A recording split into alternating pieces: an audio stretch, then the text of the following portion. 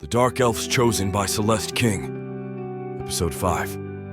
If you don't want the story to stop and can't wait till the next episode comes to YouTube, you can buy the ebooks from worldsofprotheka.com. If you like the episode but wish that you had the steamy scenes too, you can get that from worldsofprotheka.com as well. Use discount code YouTube30 to get 30% off all digital products.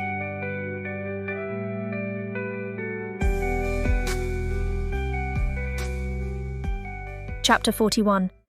Savannah. I am absolutely terrified. My trembling hand, held steady by Julius, is my only hope right now. Knowing that he is beside me is the only thing that is preventing me from fainting. I feel Julius squeeze my hand. "That's Bernard, the one who healed me," he whispers. I look at the large and downrightly gross and horrific figure that is Bernard, and my hand begins to shake even more. I watch as the hulking figure turns and begins to walk slowly. I feel a shove on my back, an order to follow. The drumbeat continues as we walk slowly in procession out from the square and up the lane that leads to the woods. I glance behind me to see the villagers follow, now with lit torches and glee on their faces. The drumbeat continues. My heart mirrors its savage beat, echoing the uncertainty that gnaws at my insides. The woods swallow us whole, and the torches flicker like the dying breath of day. Bernard walks steadily and slowly. A spectral figure in green, his face a testament to the ancient oak, lips stained with the promise of blood magic. "Keep close," Julius murmurs, his voice a rope in the darkness.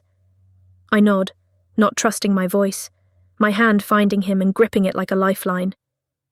The path twists like a serpent beneath our feet. Shadows dance in grotesque shapes, foretelling omens I dare not decipher. The air is thick with the scent of pine and something else I cannot describe. The trees seem alive and dance around us. The sky is now forgotten to the darkness above us. We weave our way up a hill that leads to a clearing and the entrance to a cave. Bernard positions himself at the entrance, Taran pushes us forward, and Julius and I take the position before him. The villagers, one by one, gather before us. The names of those that the gods wish to witness their glory have been revealed to me. Bernard announces. A gasp ripples through the villagers. As he reads the names, I watch the excitement of those few who have been chosen, and equally the disappointment of those who have not. They hurry to the front, eagerly awaiting Bernard's next command. "Strip!" Bernard commands as he points his staff toward the chosen villagers, who quickly oblige, tearing off their clothes. Their pasty, rough, distorted bodies disgust me, and I can tell Julius as well by the look on his face. "Be strong, my dear," Julius whispers to me. Bernard leads us into the cave. The damp, earthy breath of the cavern wraps around me, a whispering shroud from the past. I step forward into the darkness, the soles of my feet pressing against the cold stone of the cave floor. The inner entrance is adorned with strange symbols and markings I do not understand. With the flickering light of the torches, they seem to jump from the walls and dance around us. We journey deeper, the passageway constricting until we shuffle shoulder to shoulder. The air thickens, heavy with the musk of antiquity and a tang of iron that tugs at my insides. Our path spirals downward, a descent into the bowels of the world, every step an invitation to unseen watchers lurking in the shadows. The marks on the wall grow denser, a tapestry of arcane knowledge that draws my eyes despite my fear.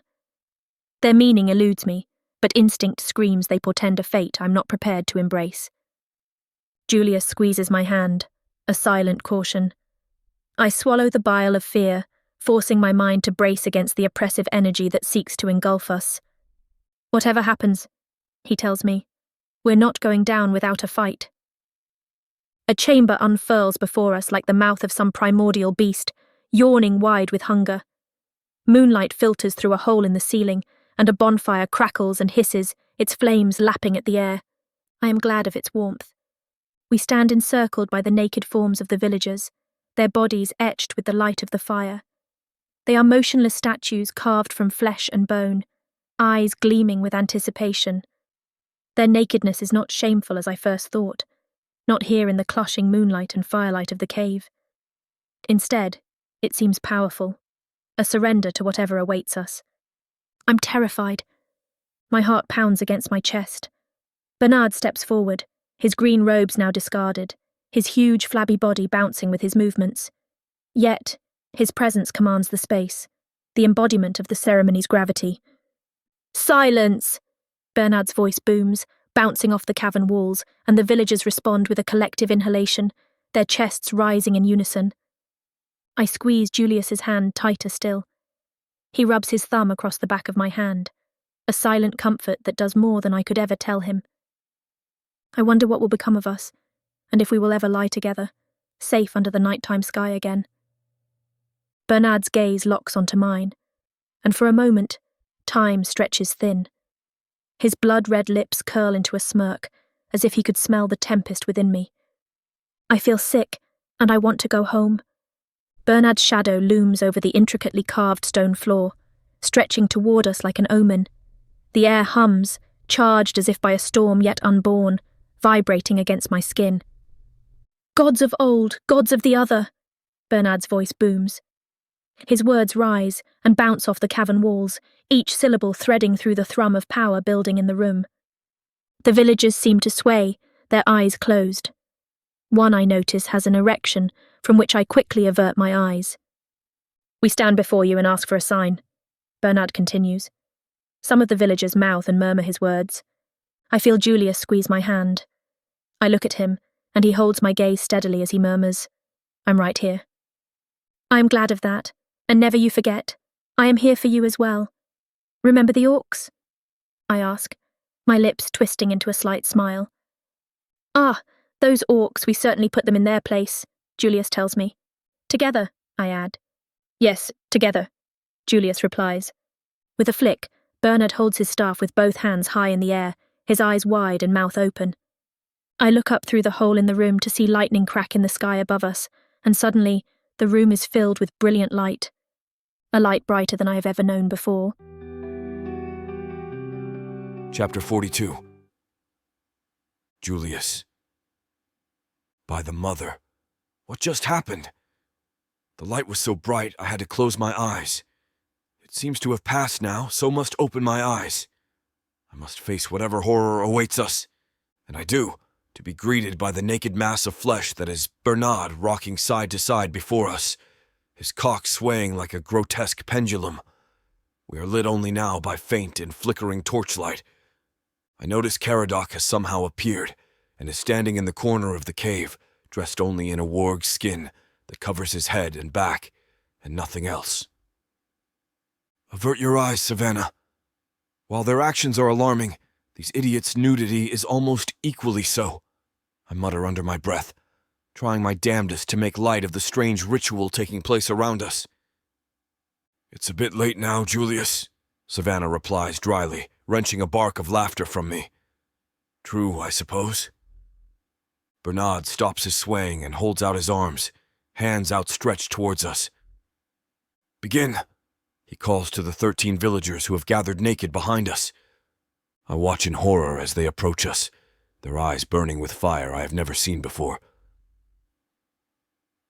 Savannah looks at me, her eyes wide with fear, as I feel the villagers descend upon us, their cold hands clutching us. I watch some of the male villagers' hands linger on Savannah too long for my liking. Unhand her, you beasts! I shout, but before I leap, I feel the weight of Bernard slam into me, knocking me to the floor. My antlers fall and skid across the floor. I feel the rope wrap around my waist and can do nothing but swing my legs as they haul me up by the ropes. I look around to see Savannah has met the same fate. She hangs there, her little feet barely touching the floor.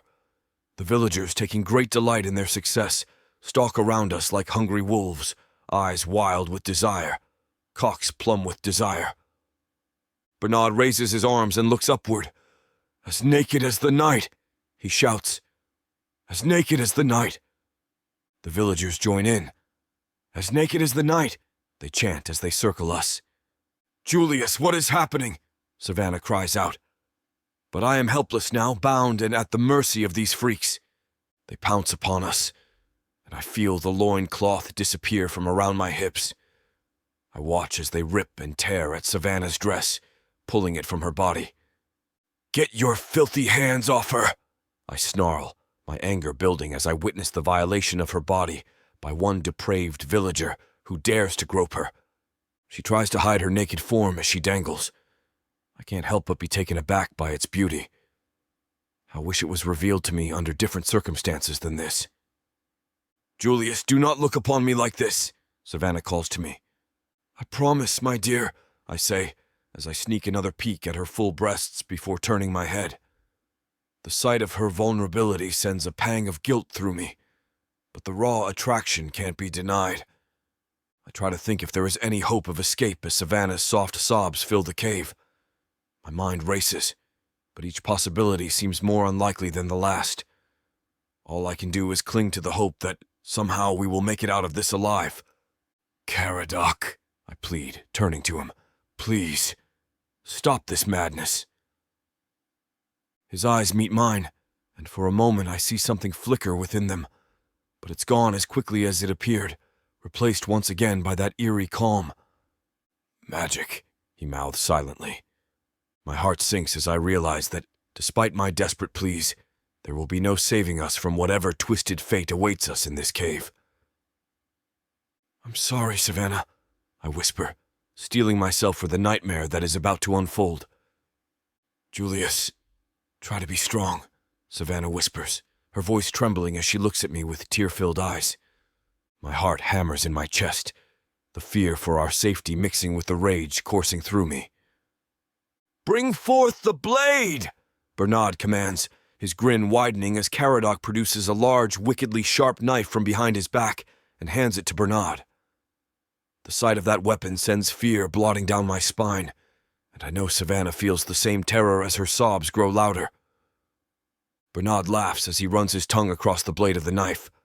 "Monsters!" I hear Savannah call out, her bravery and courage shining through the horror of her tears. The villagers begin to chant in unison, "Duch Arnhem, Duch Arnhem." Their strange words echo throughout the cave and fill me with dread. I can't understand their language, but the intent behind it is all too clear. We are the unwilling offerings in this twisted ritual, and there is no escape. I watch in horror as Bernard steps forward, the sharp knife glinting menacingly in the torchlight. He presses the cold steel against Savannah's skin and begins to carve a strange symbol into her flesh. Her screams pierce my ears, each one a dagger through my heart. I watch her head fall. The pain must be unbearable. I prepare myself. Bernard turns toward me, his eyes filled with cruel delight.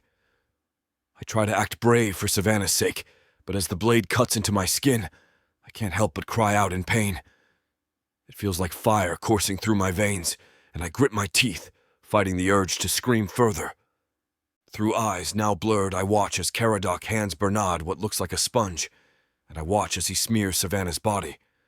It jolts her awake, her eyes dart about in panic, but she quickly succumbs to either pain or terror once again. Caradoc steps back. He refrains from smearing me, and I wonder why. He nods at Bernard, who steps forward. "Gods of the way!" Bernard calls out, raising his arms above his head. "We, your children, have come to play. Accept our offering on this day." The villagers' chant changes. "Come orth, come orth," they repeat, their voices reaching a fever pitch. Savannah jerks violently, suddenly more alert than she has been since the blade met her skin. And something in her eyes is so unfamiliar and wild that a kernel of panic bursts in my chest. Suddenly, the torches lining the walls of the cave go out, plunging us into darkness. The silence that follows is almost as terrifying as the chanting itself. "Julius!" Savannah's trembling voice reaches me through the blackness. "Are you still here?" "Right here," I shout, perhaps a little too loud for the current situation. "I feel strange, not like myself," she tells me. "Are you in pain?" I ask her. "No, it's different, and I can hear strange sounds." "Can you hear them?" she tells me. Yet complete silence remains. I try to adjust my eyes, but can't see or hear anything. But of course, not for long.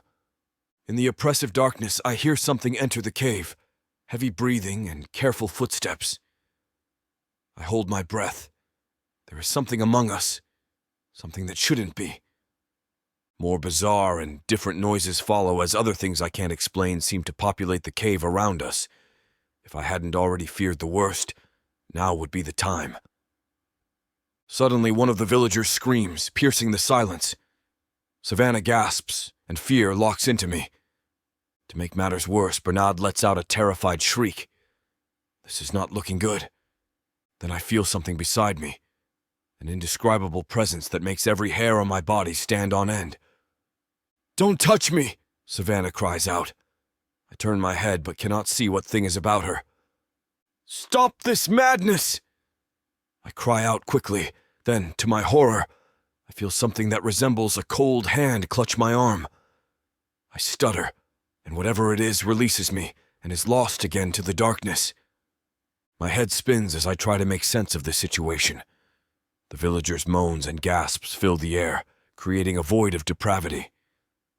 To my horror, I hear the unmistakable sounds of the villagers having what can only be described as beast-like sex with what I fear to imagine.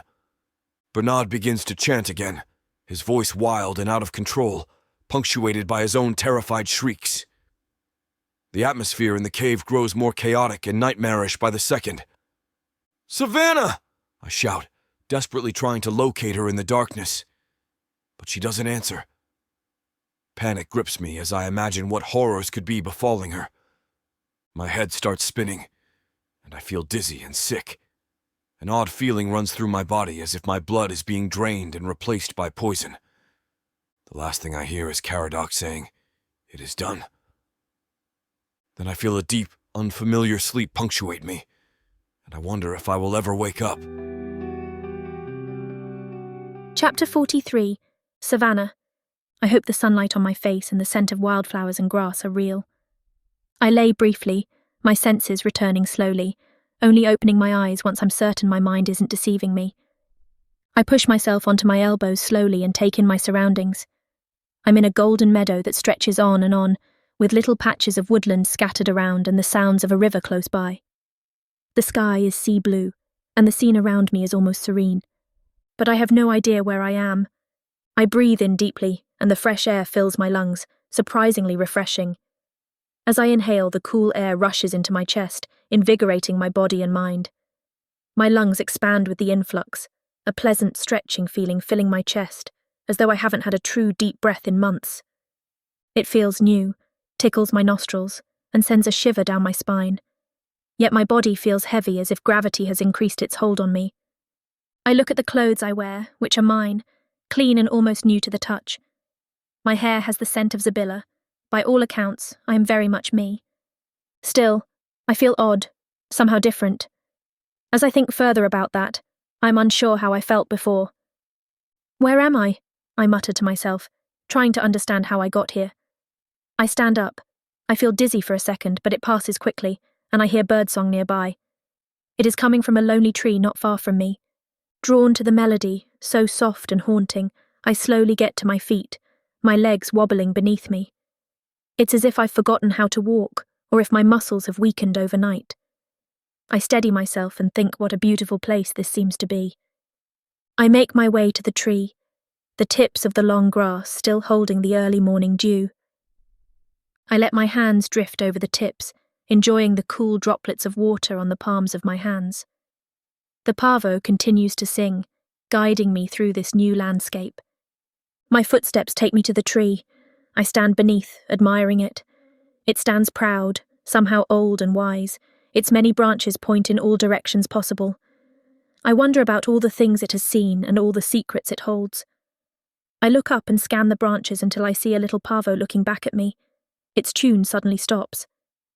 "I mean you no harm," I call up to it. We hold a silent gaze for a second or two until it hops into the air and flies away. "Oh shoot, come back," I call after it. But it does not. I watch it go and wonder if I should follow. Maybe it knows the way from here. But I don't. Instead, I sit down in the tree's cool shade and wish I had wings and a voice like a pavo. Then, all of a sudden, a sense of dread comes over me. I close my eyes and begin to remember just what has happened to me. It comes in flashes, faint photographs trying to pull themselves into a moving picture. I see darkness, pain and terror, the villagers, that beast with the knife and the twisted ceremony, and Julius. Julius! It all hits me with jolted precision, and the peace of the previous moment melts away. I spin in place, looking around me for any sign that I'm not alone in this strange place. Where is he? Julius? I call out hesitantly, hoping he might be nearby, still asleep or searching for me. There's no response, just the rustling of the tall grasses and the wind moving through the trees. Please, I whisper, be near. But where to start? I decide to just move forward. Any way will be the right way. I will let my sorrow and loss for Julius guide me. I move through the waving stalks of gold. My mind races with questions that beg for answers.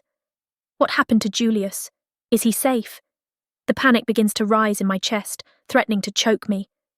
Julius! I shout, my voice cracking with desperation. Please be okay, I murmur, clenching my fists in determination. I'll search every inch of this goddamn meadow if I have to, but I won't stop until I find him. Think, Savannah, I mutter under my breath. What happened last night? My mind races, grasping at the fragments of memories that flit just out of reach. More images flash in my head, the villagers surrounding us, their faces twisted with an eerie mix of fear and reverence. Julius had tried to protect me, but they overpowered us. Then what? Julius! I shout, my voice echoing across the meadow. Despair laces through my chest as I remember how he fought for me, but still ended up bound and helpless at the hands of those maniacs. I will find you, I call out as I start to run through the meadow, resolved to search every inch until I find him. Julius! I call out again, desperation tightening my throat. Still no response. Where are you, damn it? I shout. It feels like a storm raging inside me, a chaotic mix of fear, anger, and confusion. I need to find him. We are a team, and more than that, I feel incomplete without him. We've been through so much together, and I refuse to let this be the end. Come on, Julius, you can't have just disappeared, I whisper, moving swiftly through the long grass. This place no longer feels like the safe place I found it. It feels like it is mocking me, holding me back from my love. I continue, but soon I stop, look up, and realize I am back at the tree where the parvo sang. Julius! I call out again, this time louder than before, with all I have left in my heart and soul. But the meadow remains silent, indifferent to my call. Chapter 44. Julius. It feels like a river is running through me. The blood rushes to my head, pounding in my ears like a relentless drumbeat. My eyes snap open as I hear the faint call of Savannah echoing through the trees. Julius. It's faint, but somehow I know that it is her. I blink away the sleep and confusion, taking in my surroundings. My vision swims. I realize that I'm hung upside down from a tree by my 2 feet. A chill runs down my spine. Or is it up? Everything feels disoriented, and my heart races with fear. Julius! Savannah's voice cuts through the haze, and I focus on her familiar tone, an anchor in this twisted reality. My mind races with questions. How did I end up here? What happened last night? There's no time for answers. I need to find Savannah. Keep calling, Savannah! I'll find you! I shout, hoping she can hear me through the dense forest. Julius! Her voice is laced with desperation, and I feel a surge of determination. I don't know how I ended up in this mess, but I swear I'll get out and find her. All right, I grit my teeth. Let's do this. Savannah's urgency pierces my heart. I need to save her, and I need to be better, stronger, faster. My body aches and strains as I reach up, trying to grab hold of the rope that binds me. The world spins around me, taunting me, mocking me. I curse under my breath, frustration mounting. Damn it! I growl, calling upon every ounce of strength within me. Julius! Savannah's voice rings out again, and I feel the weight of responsibility settle on my shoulders. My mind races, searching for a plan, any plan. I need to get down from here and fast. Think, Julius, think, I mutter as I take in the nightmarish surroundings. The woods are dark, tangled with gnarled trees and choking undergrowth. A putrid stench permeates the air, and I can hear something slithering in the shadows, its movements sickeningly wet and deliberate. "Julius!" Her voice now seems to battle the very wind. "Damn it, Savannah, I'm trying!" I snap back, frustration bubbling over. The images of last night enter my thoughts, but I dismiss that nonsense. We have been tricked. I live, don't I? We used as pawns in some sick, nonsensical game, but I will have revenge for that. Yet, I must stay calm and focused. I command myself, breathing deeply to center my thoughts. Panicking will only make things worse. "Julius!" Savannah's voice rings out again, fainter this time. All right. I exhale, feeling the pressure build inside me. Fuck, what am I supposed to do? I snarl, my anger mounting as I twist and turn, struggling against my bonds. The world seems to be closing in around me, and I desperately search for a way to escape this hellish prison. "Julius, I need you! God damn it, Savannah, I know!" I scream, my voice cracking with raw emotion. And in that moment, a surge of adrenaline courses through me, fueling my determination. "All right, you bastard," I growl at the rope above me. "Let's see what you're made of." With a newfound sense of purpose, I summon every ounce of strength I have left and launch myself upward, desperate to break free from the cruel grasp of the rope. But I fall short and dangle like prey, waiting for the beast that has trapped me to return. I hang there, and I let my arms droop loosely. This place smells like shit. My head hurts, and my soul aches. But after arguing with myself, I let my thoughts turn to what had happened, and how I ended up here. "Magic," Caradoc's voice echoes in my mind, suddenly as clear as day. That's it. That's the answer. Perhaps the madness that we have endured restored me. I check myself, and yes, I do feel my old self. "All right, Julius, do your thing." I grit my teeth and heave myself up, focusing all my energy on the rope binding my feet. And I do my thing as I've done a million times before. But nothing happens. The rope remains intact, taunting me with its unyielding grip. Disappointment washes over me, followed by a torrent of rage. "Damn it!" I roar, my frustration boiling over. With a final burst of adrenaline-fueled strength, I reach up and yank the branch supporting my weight. The wood groans and cracks, unable to withstand the force of my anger. As the branch snaps, I plummet to the ground, hitting the damp forest floor with a sickening thud. A jolt of pain shoots through my body. But I'm free at last. "Fuck," I groan, my vision swimming as I try to regain my bearings. The world around me feels different somehow. Darker, more primal. My senses are heightened, and I can hear every rustle of leaves and every drop of rain that falls from the sky. "Julius, where are you?" Savannah's voice cuts through the oppressive silence, a beacon of light in the darkness. "Coming, Savannah!" I shout back, my voice raw with determination. There's no time to waste. She needs me, and I'll be damned if I let her down. Gritting my teeth against the pain, I push myself to my feet and stumble through the woods, following Savannah's voice. The forest is a twisted labyrinth of gnarled trees and tangled underbrush, but it won't stand in my way. "Julius!" she cries out, desperation lacing her words. "I'm coming," I shout, hoping that she can hear me. I race through the forest, and before me, I can see an opening that leads to a meadow. I know that Savannah is there. I feel her close to me. Then something hits me with a force that I cannot contain. It sends me flying across the forest floor and into a ditch that smells of shit and piss. Chapter 45. Savannah. I lean back against the tree. My search for Julius seems doomed. I wonder how I will cope on my own. Where will I go? What will become of me? I suppose I could hope that Gilner is still alive, perhaps looking for me or father. Yet I have no desire to go back there again now. I always wanted to escape, but never thought it would be like this. Just as I feel tears about to come and all hope about to disappear, I hear a voice in the distance.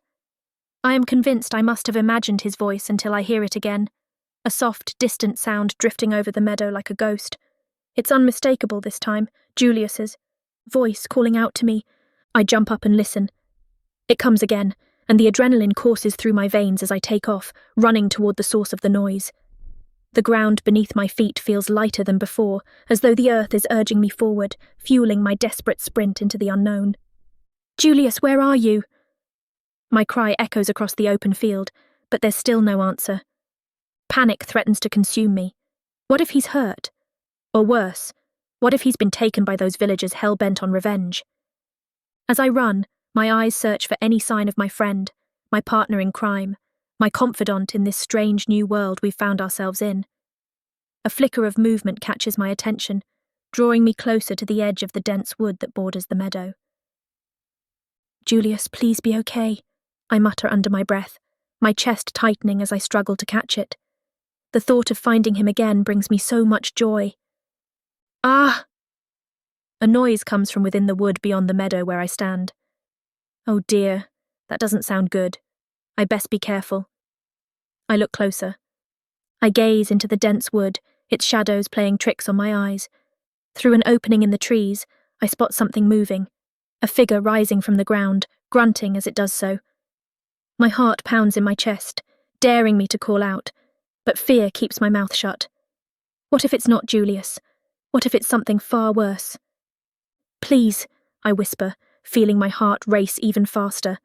The figure continues to rise, and I strain my ears, trying to pick up any sound that might confirm its identity. I hold my breath, waiting. "Oh, for fuck's sake!" The voice is unmistakably Julius's. Relief washes over me like a tidal wave, and I can't help but shout his name into the woods.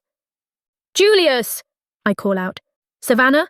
he calls back, emerging from the opening covered head to toe in mud. Seeing him safe and sound, albeit filthy, brings tears to my eyes.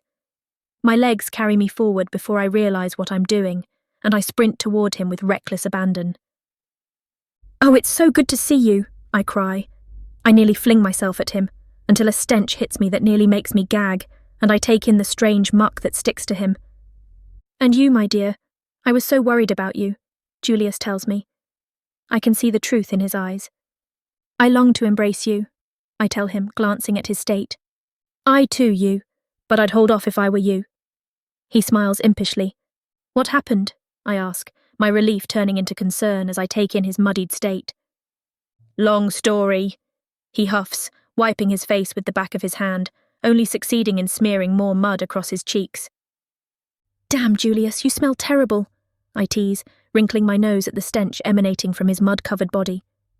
"Sorry about that," he apologises sheepishly. "Something knocked me over, some panicked animal, I'm sure, as it ran deeper into the woods." "Who cares? I'm just so glad to see you," I say, grinning widely. "There's a river nearby. I could hear it earlier. You can clean up there." "Lead the way," he says with a chuckle, taking my hand as we walk together through the meadow. "Julius," I begin, curiosity getting the better of me. "What happened with the villagers?" "Ah, glad to see the back of them," he scoffs. "But that thing they put us through?" I ask him as my fragmented memories play deep in my mind. "It was all a big show to scare us, just superstitious backward humans. I wouldn't let it trouble you, my dear," Julius tells me. Yet, I find it hard to believe. "Really?" I say, shaking my head in disbelief. "So none of it was real?" "Of course not," he exclaims, his eyes flashing with anger. "I swear, I'll have my revenge on every last one of them." I know he means his words, can feel his sincerity, but I can also feel the thing that now sleeps behind my ribs, the thing that was not there before. I decide not to tell Julius for now, keeping the sensation to myself. Maybe he's right. Maybe none of it was real, and I'm just frightened by the ordeal. "Easy, Julius," I say gently, squeezing his hand. "Let's focus on getting you cleaned up first." "Right," he agrees, taking a deep breath to calm himself. We continue walking, the sound of the river growing louder as we approach. As we reach the riverbank, I can't help but be struck by the beauty of our surroundings. The water is crystal clear, reflecting the brilliant blue sky above. Wildflowers bloom along the banks, their sweet fragrance filling the air. "Go ahead and get cleaned up," I tell Julius. I'll wait for you here. No peeking, he tells me playfully. Of course not, I reply with a giggle. As Julius washes away the mud and grime, I can't help but be grateful for our reunion.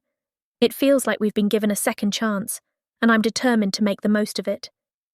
Together, I sit on a smooth rock at the riverbank, trying not to watch Julius scrub the mud from his body. I look around me. It is such a beautiful place again now Julius is here.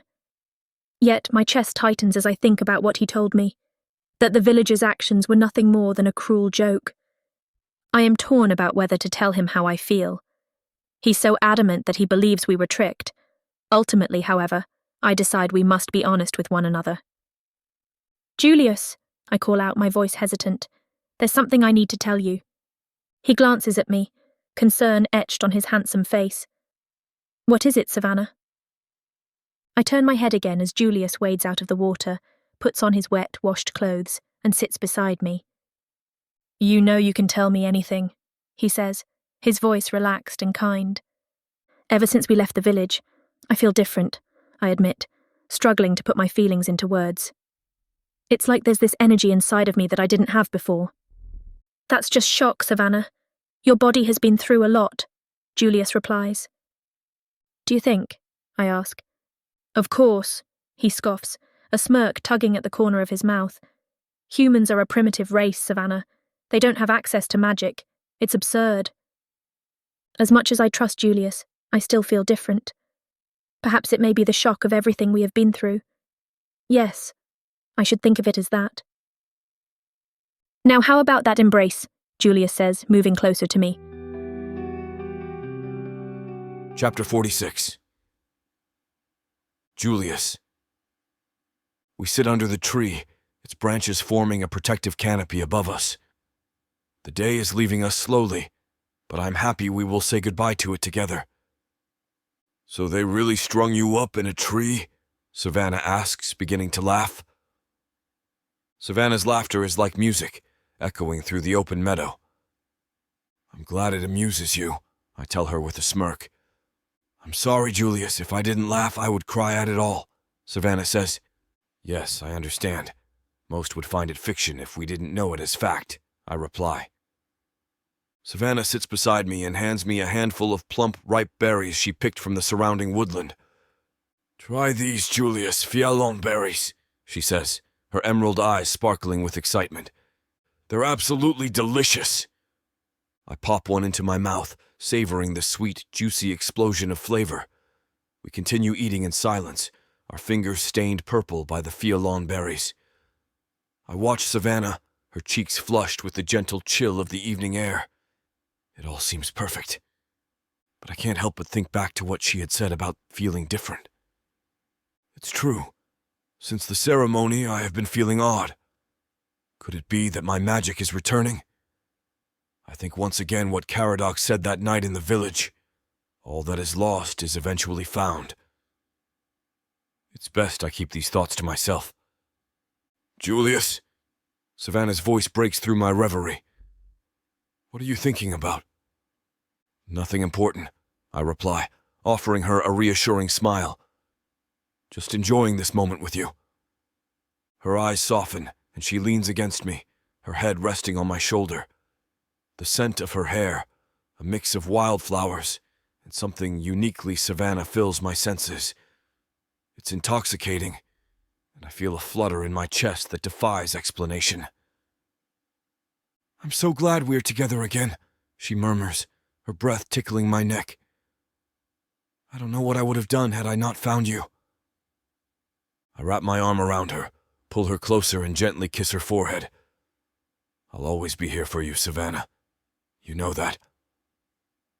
And we sit there, the sun dipping below the horizon, and the first stars beginning to appear in the sky, finally free of those wrenched cages and mad villagers. I hope our journey from here will be less troublesome. Julius, Savannah says, her voice hesitant. What should we do next? We should travel back to Orthani, I insist, my voice firm yet gentle. We should seek my grandfather's help. Savannah pulls away slightly, her grip on my hand loosening. I don't want to go back, Julius. Can't we start a new life somewhere else? Just the two of us? Trust me, Savannah, I plead, reassuringly squeezing her hand. We will start a new life, but first, we need money and assistance. My grandfather can give us that. In my heart, the thirst for revenge against her father and brother simmers, a flame that refuses to die. But I bury it deep within me, knowing that burdening her with that knowledge would only bring her pain. Savannah hesitates, her eyes searching mine, seeking the truth in my words. After a tense moment, she nods, relenting to my request. All right. I trust you. Thank you. Relief floods my veins, mingling with the love that courses through me whenever she's near. Savannah gazes up at me, her eyes filled with questions and uncertainty. I understand why we must return to Orthani, but how will we find our way? We don't even know where we are. Not to worry, I say, puffing out my chest in mock confidence. I have an impeccable sense of direction. The words taste like a lie on my tongue, and I silently pray that I can live up to such a boast. Really? She asks, eyebrow raised in skepticism. I nod fervently, unwilling to let doubt creep into her mind, or mine for that matter. Trust me, Savannah. I'll get us there. With those words, even I would believe me, but I must return to Orthani, whatever the cost. The stars begin to emerge overhead, pinpricks of light illuminating the sky. We sit in awe of the celestial canvas before us, our fingers intertwined as if tethered together by fate. Look, Julius, Savannah whispers, pointing to an exceptionally bright star. That one's shining just for us. It will shine through the ages, just for us, I murmur, leaning in to press a tender kiss against her lips.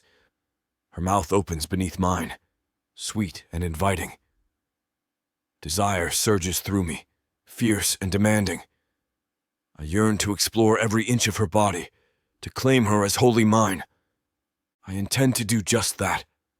I've waited long enough, and the breathy moan that escapes her tells me she feels as I do. I lift my other hand, trailing my fingers along her delicate collarbones, deepening our kiss. Savannah's fingers find the base of my neck, twining in my hair as she grips me tightly. But then, the moment is shattered, a heavy guttural sound from the nearby woods. We break apart, hearts pounding, and turn toward the source of the noise. What was that? Savannah stammers, fear twisting her features. I have no idea, I admit, scanning the darkening tree line only to hear yet another noise, this time closer. This time different. This time I hear the sound of a young girl crying. Chapter 47. Savannah. My heart is pounding as I try to make sense of the sound coming from the woods. It is a child crying that I am sure of, but it sends chills down my spine. I look over at Julius, trying to gauge his reaction. He seems just as freaked out as I am, but I can tell he's doing his best to hide it. Did you hear that? I ask him, my voice trembling with fear. Yes, I'm afraid I did, Julius stammers. I notice he is attempting to maintain his composure. We should go check it out, Julius. We can't just ignore it. The thought of a helpless child lost in these now creepy woods is too much for me to bear. You think? Julius looks at me. Yes, we must, I tell him. Julius hesitates, glancing around the darkening forest. I don't know, Savannah. We could be walking into a trap. Julius, we can't just leave a child out here alone. What if they're hurt or scared? We have to do something. My protective instincts kick in, overriding my fear. All right, okay, Julius concedes, finally giving in to my insistence. But we need to be careful. There's no telling what's in these woods. Okay, I reply. Thinking about that, Julius says, his voice low and serious. Maybe best you stay by the tree while I check it out. It's safer for you. I scoff at his suggestion. No, Julius, I'm coming with you. We're in this together. My heart races, but I am braver than that. Okay, he mutters, clearly unhappy with my insistence. But stay close, and if things get too dangerous, we run. Deal? Deal, I agree, my determination unwavering. We approach the edge of the woodland, our footsteps muffled by the damp leaves underfoot. The air is thick with an eerie silence, only broken by the distant sound of the child crying again. Shadows dance between the gnarled branches, taunting us as if daring us to enter their sinister domain. "Okay," Julius whispers, trying to hide the fear in his voice. "Deep breath, my dear." And I breathe as deep as I can. We slowly enter the woods, which seems to swallow us whole very quickly. I look around, trying to make sense of the midst of the darkness. The twisted trees seem to loom over us, their bare limbs grasping hungrily at the fading light. A shiver runs down my spine, and I find myself clutching Julius's arm for comfort. He doesn't flinch, though I know he must be just as scared as I am. "You okay? Stay close," he says, his voice barely audible. I am, I murmur, more to myself than to him. We venture deeper into the woods. Julius leads the way, his eyes constantly scanning the area for danger.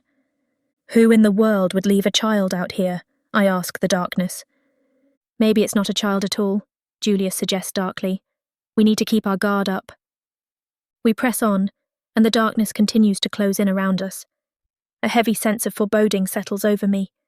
Shadows twist and dance between the trees, creating menacing shapes that seem to close in on us from all sides. I can't shake the feeling that we're walking straight into the jaws of some unseen predator, but I wrestle with that thought. What if it is some poor child? "Hello," I call out, my voice cracking with nerves. "Is there someone out there? We're here to help you." The child's crying suddenly stops. Julius and I freeze. The silence it brings is just as terrifying. We both stand there, unsure of what to do next. Then a rustling sound comes from deeper within the forest, followed by a bright ball of light that flickers amongst the trees for a split second before vanishing as quickly as it came. "What the hell was that?" Julius mutters. "A torch of some sort," I reply, trying to convince myself. "Yes, a torch. We'll run with that," Julius states. The hairs on my neck stand on end, and my stomach churns with unease. Julius grips my hand tightly, his head darts from side to side, ready for whatever might come our way. "Whatever it is," he says, his voice low and tense. "It's close." "Yes, I feel that too," I agree, swallowing hard and forcing my legs to move. As we cautiously make our way deeper into the woods, my mind races with terrifying possibilities. Could this be some sort of trap? Is a supernatural force at play here, luring us to our doom? But amid my fear, a stubborn determination refuses to let me give up. If there really is a child out here, they need our help. "Watch your step," Julius warns, pulling me back just as my foot hovers above a gnarled tree root lurking beneath the underbrush. "You don't want to trip and break something, then we'll truly be helpless." "Thanks," I mutter back. Still silence, no sounds but our breathing. "Look over there," Julius says, pointing to a small clearing ahead. "That's where the light came from," I tell me. "Okay, steady as we go," Julius says as we approach the small clearing in the woods. We enter into the clearing, and I notice a strange smell. "What's that smell?" I ask Julius. "Smells like aminal shit and damp fur," Julius says. "Wait, what the hell is that?" Julius whispers, pointing to what looks like a little doll made from straw lying among the twisted roots and fallen leaves. It seems innocent enough, but something about it sends a fresh wave of dread rolling through me. "A little doll," I whisper back, picking it up. "Made from straw." "Right on cue, just when things can't get any weirder, they somehow do," Julius murmurs, his eyes scanning the clearing for any sign of the child. "What do we do now?" I ask him. "My advice would be, we get the fuck out of here as quickly as possible," Julius says, posed to run. I can't help but agree with him. Whatever drew us here, it appears, is playing tricks, and I don't think we should be around when those tricks turn deadly. "Okay." My words are cut off by a blood-curdling, high-pitched scream that echoes through the trees, unlike anything we've ever heard before. The sound shatters the eerie silence, leaving us both shaking with terror and adrenaline. "Run!" Julius shouts, grabbing my arm and taking off, pulling me behind him through the woods. I hope for both our sakes we make the safety of our tree in the meadow. Chapter 48. Julius. All right, I think we're safe, I wheeze, reaching a little too limply for Savannah. She doubles over, collapsing to her knees in the clearing, as though my words relinquished her from a spell. Whatever was in the woods seemed to have no interest in following us. Thank the gods. I'm not sure we could have done much if it had.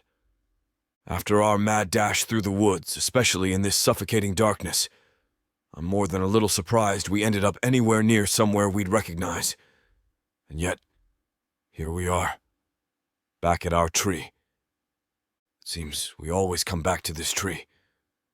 The strangeness of this place, the lingering whispers of magic, make me uneasy. Not nearly as uneasy as the beast in the woods, but once again, I can't help but feel that this place is designed to keep us here, designed to watch us. I realize I've withdrawn into myself and turned back to Savannah, finding her gazing up at the stars. I school my features, trying to feign an air of indifference as I reach for her hand. Well, that's enough excitement for us. We should be glad whatever that was didn't follow us. Savannah's eyes turn slowly toward me, and for a second there's something I don't recognize within them. It disappears just as quickly, however, and she gives me a tired look.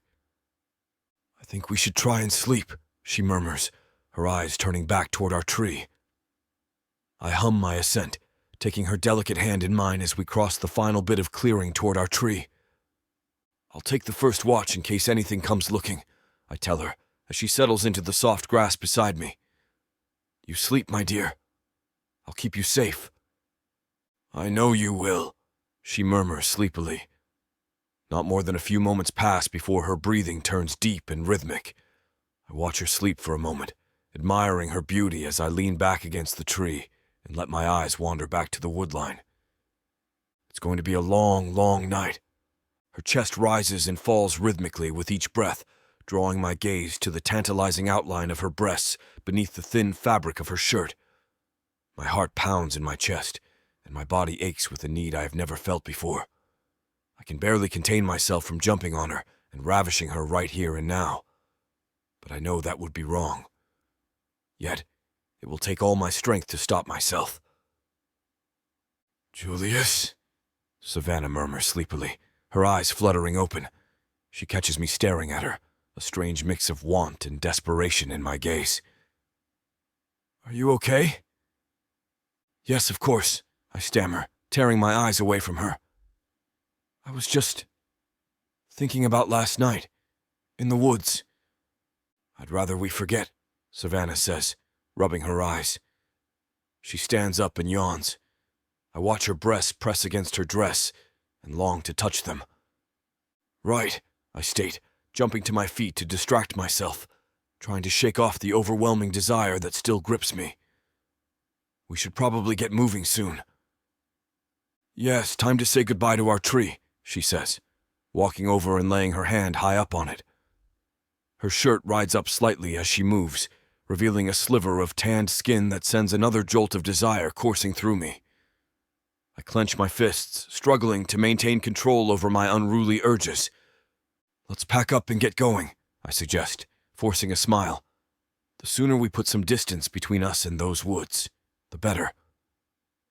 Agreed, Savannah replies, her eyes still filled with curiosity at my odd behavior.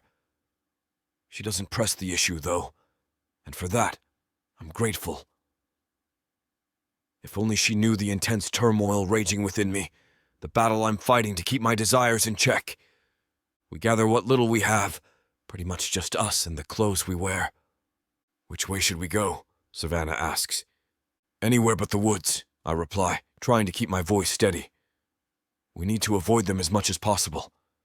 Sounds good to me, she says, her tone light and agreeable. I'm grateful for Savannah's trust in me. We set off and eventually discovered a trackway cutting through the open landscape. The path is worn and well-trodden, which I consider a good sign. Let's follow this, I suggest, pointing to the trail, and we set off along it.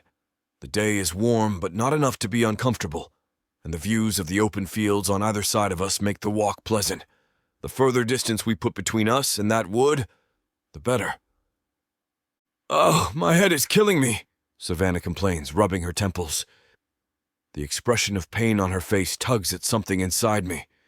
A protective instinct, perhaps, or maybe just another manifestation of the lustful urges I've been struggling to suppress. "We will rest soon, my dear. We have made good progress today," I tell her.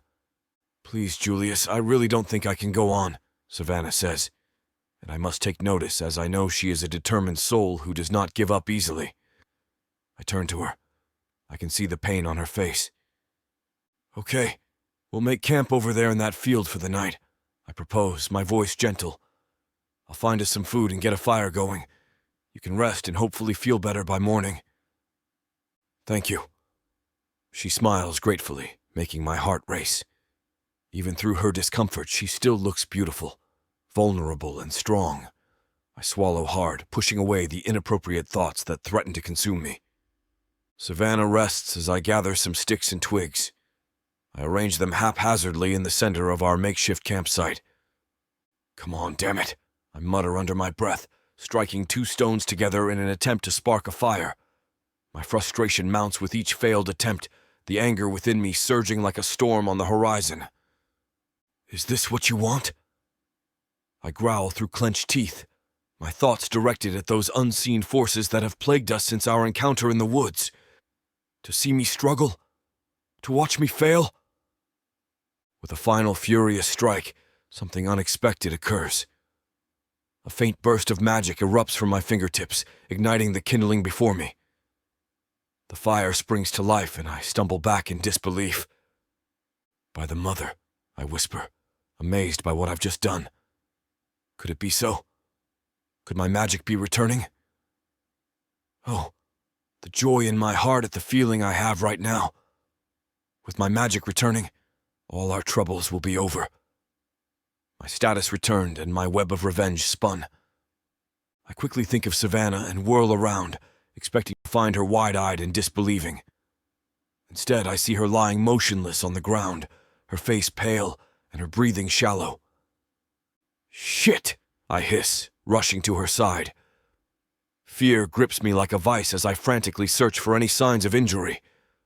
I find none, but she remains unresponsive, her body limp and her consciousness lost to some unknown force. "Please, Savannah," I plead, my voice cracking with emotion.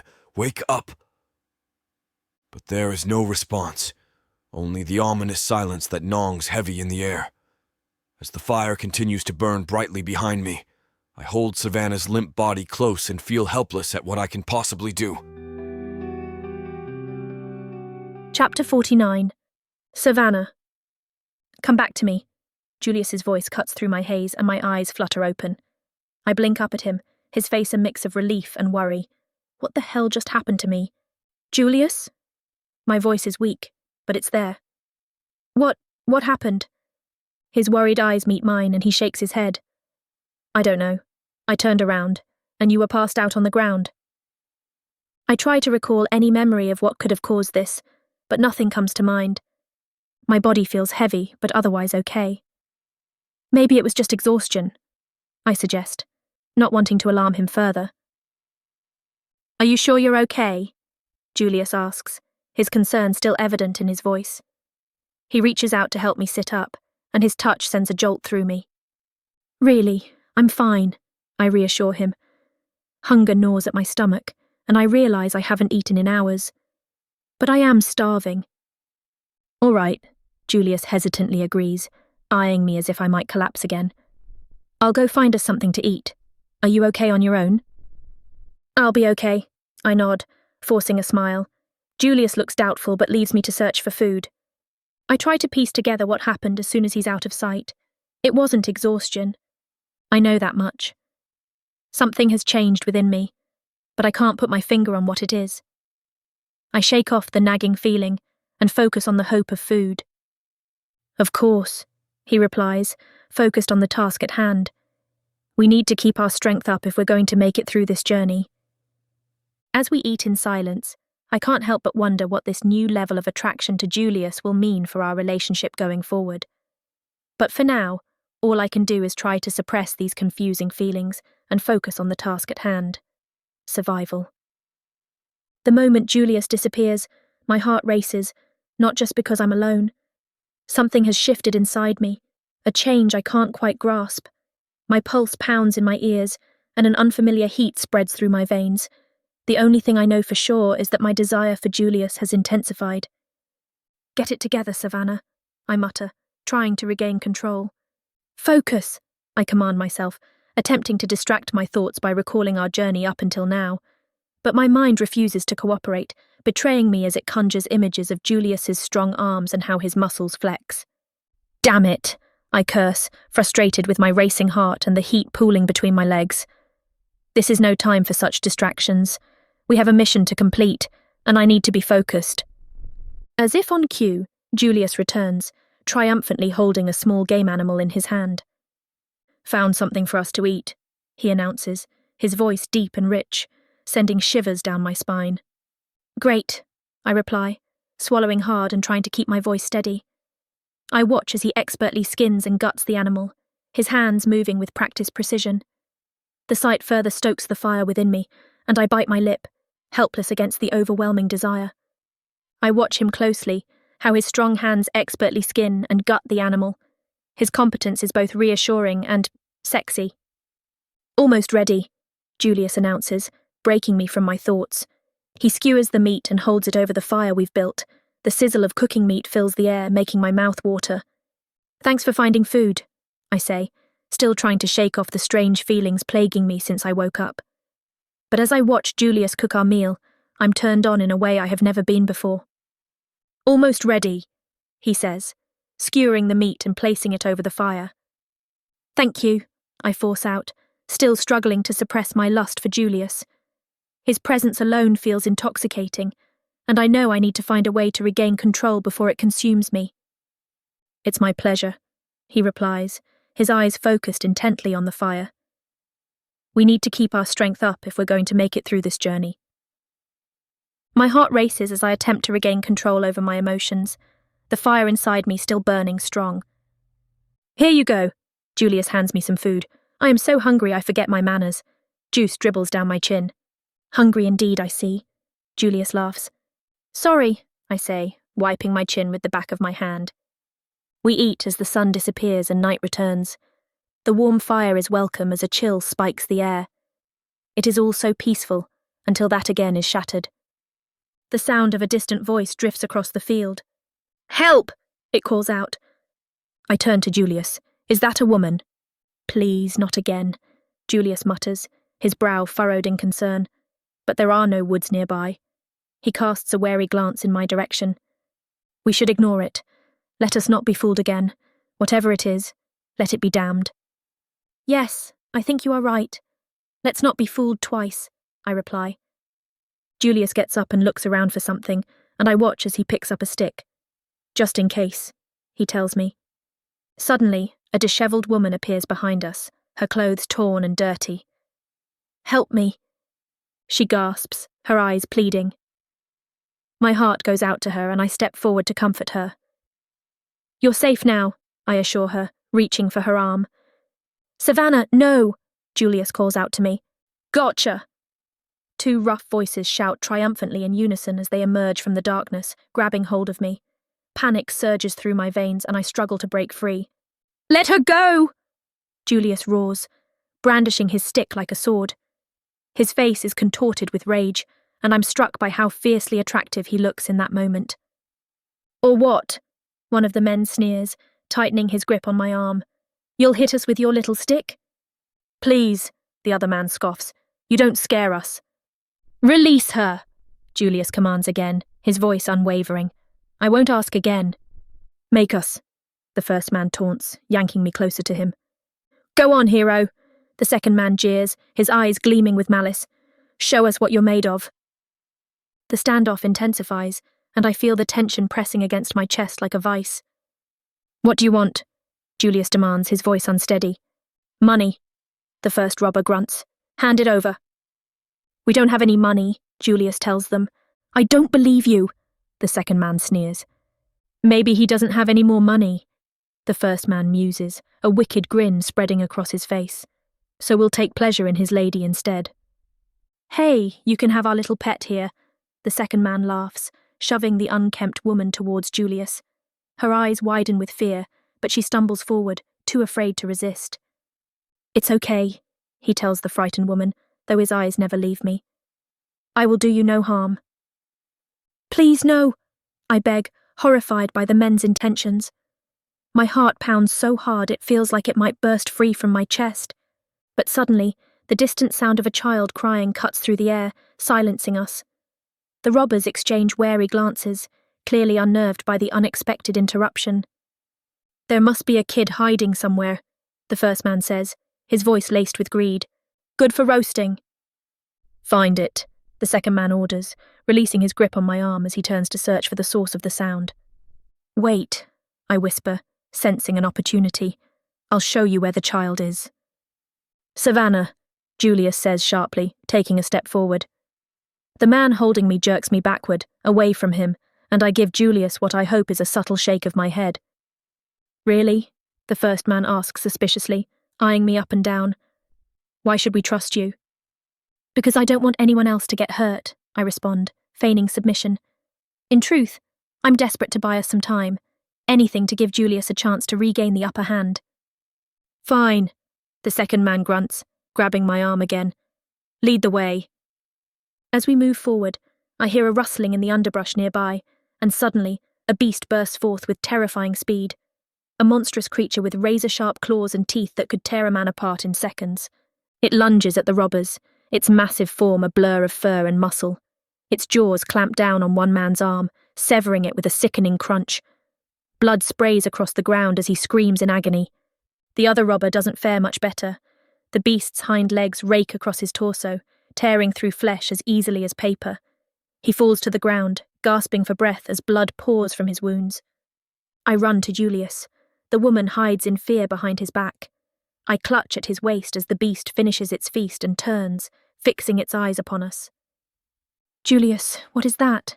I ask, panic threatening to consume me as the beast's eyeless gaze bores into my soul. "That is a weara, and we are pretty much fucked," Julius replies. Chapter 50. Julius. I stand there staring into the eyeless sockets of the terrifying weara before us.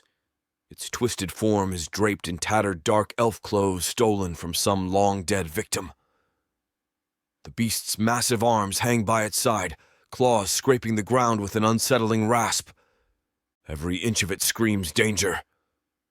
As a young elf, I was told of these creatures, which hunt us down, drain us of our magic, and then tear us apart.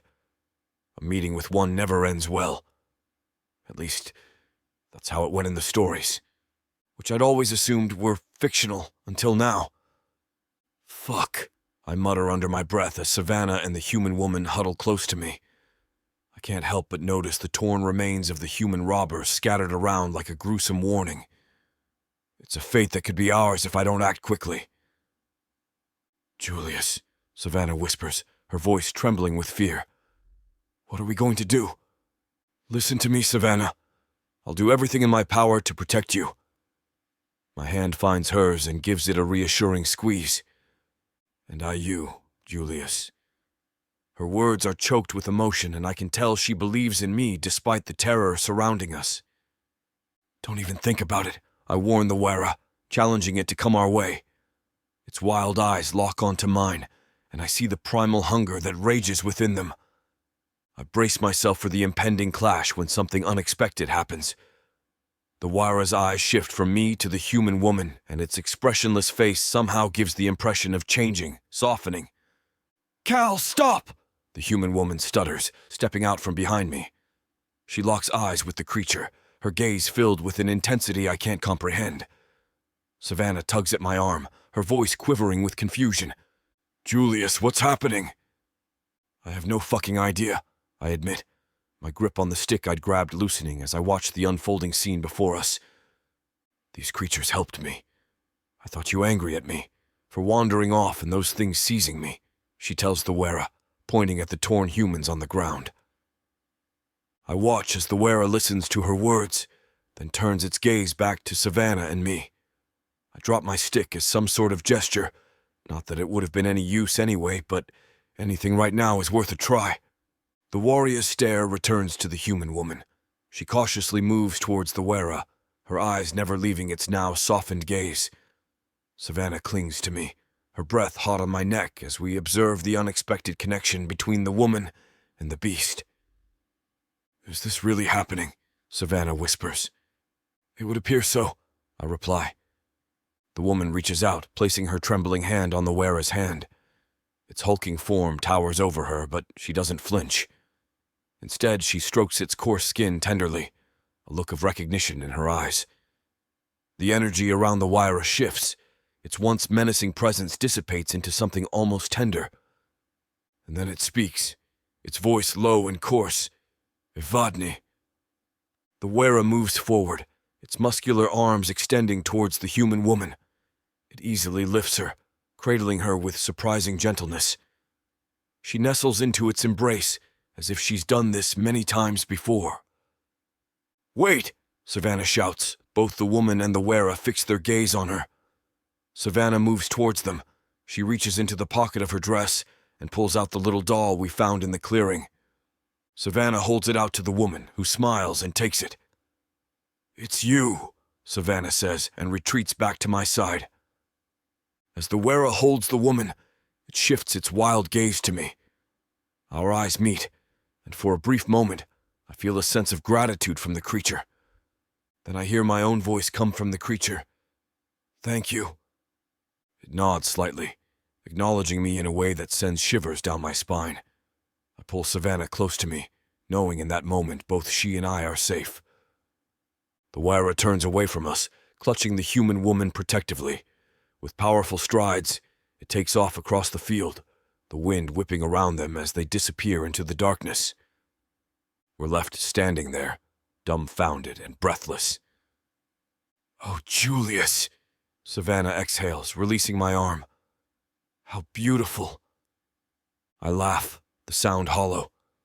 Beautiful isn't the word I'd use, but leave it to Savannah to find romance and beauty in something like that. I'm just glad we're alive. The adrenaline coursing through my veins begins to dissipate, leaving me feeling both relieved and strangely drained. Once again, we have survived, and deep down, I know there is a meaning to that, which I do not understand right now. Savannah and I lock eyes, our expressions mirroring the shock and bewilderment of what we've just witnessed. A wry smile tugs at the corners of my mouth as I finally break the silence, my words echoing our shared astonishment. "Well, that I never expected," I tell Savannah as we all but fall to the ground, exhausted by it all.